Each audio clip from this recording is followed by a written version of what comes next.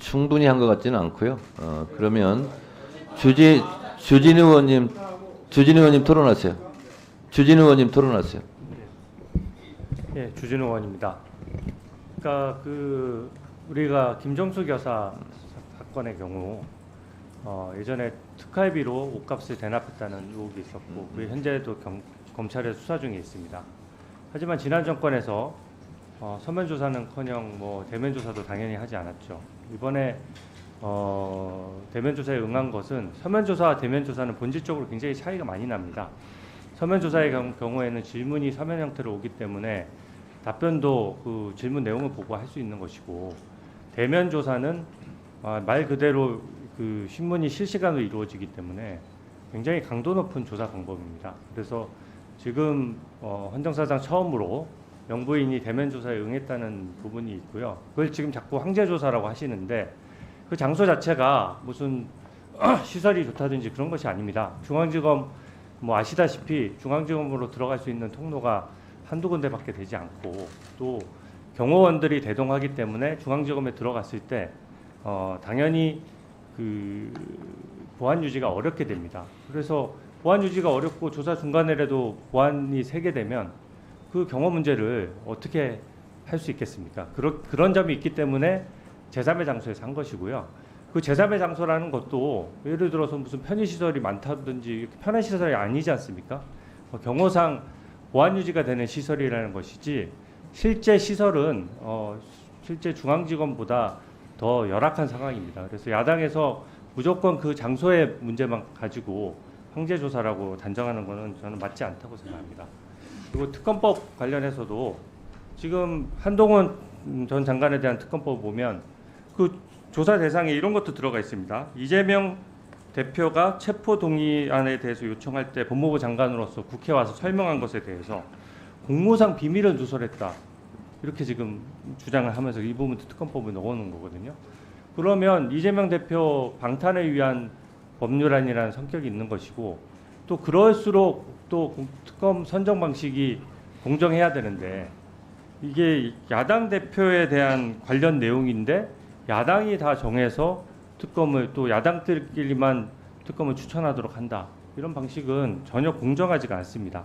그리고 지금 그 김건희 여사 특검법이나 한동훈 전 장관에 대한 특검법도 내용이 대부분 언론 보도됐다고 하는 게 대부분 민주당에서 의혹 제기를 해서 보도된 것들이 대부분이고요. 또 지난 대선 때도 한번 논의되고 고발돼서 뭐 시효가 지나서 또 종결됐던 사안들 이런 사안들을 다 끄집어내서 현재 다시 수사하겠다고 하는 것이기 때문에 이거는 특검의 대상도 되지 않을 뿐더러 특검으로 하는 것이 굉장히 적절치 않다고 생각됩니다. 네, 이렇게 본인들의 생각, 의견을 주장하시면 됩니다. 뭐 모든 사람이 다 생각이 다 다르지 않습니까? 이렇게 합리적으로 토론하시면 됩니다. 민주당 한 분 토론하고 종결 절차를 밟겠습니다. 네, 서영교 의원님 토론해 주세요. 전 의원은 의사 진행 방해 좀 그만하세요. 그리고 본인이 아무 때나 이렇게 껴서 얘기하는 게 본인 이미지에도 안 좋습니다. 위원장으로서 다시 한번 주의 드립니다. 자, 서영기 의원님 토론해 주세요. 예, 우선 저는 구하라법 관련해서 먼저 잠깐 말씀드릴게요.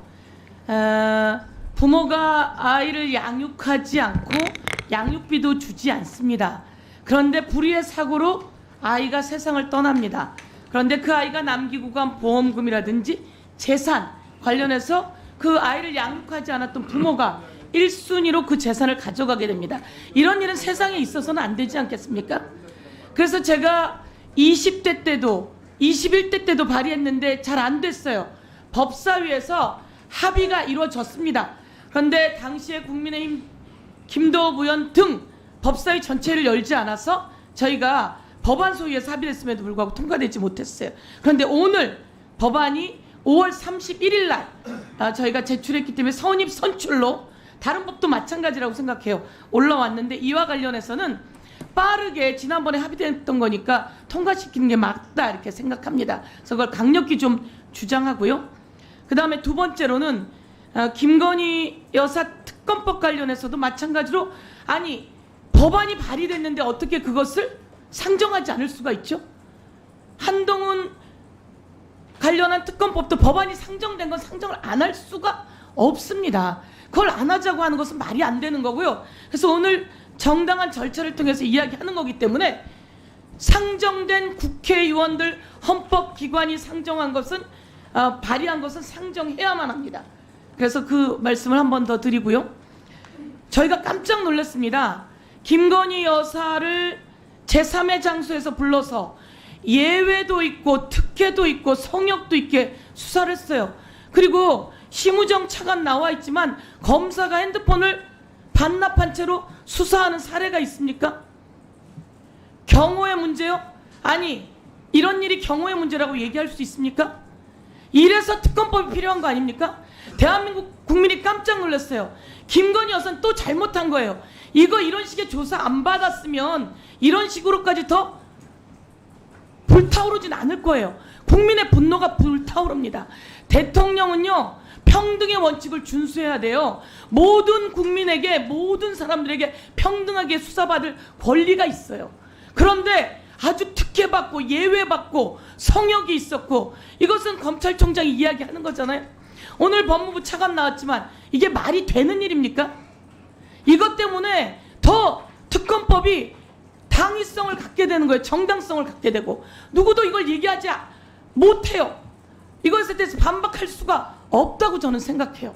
그래서 오늘 이 법 상정해서 바로 그 논의해 나가야 된다, 이렇게, 그리고 통과시켜야 된다, 이렇게 주장합니다. 네, 수고하셨습니다. 김영민 위원님께서 토론을 종결하자는 동의를 하셨습니다. 해당 동의에 찬성하시는 위원님 계십니까?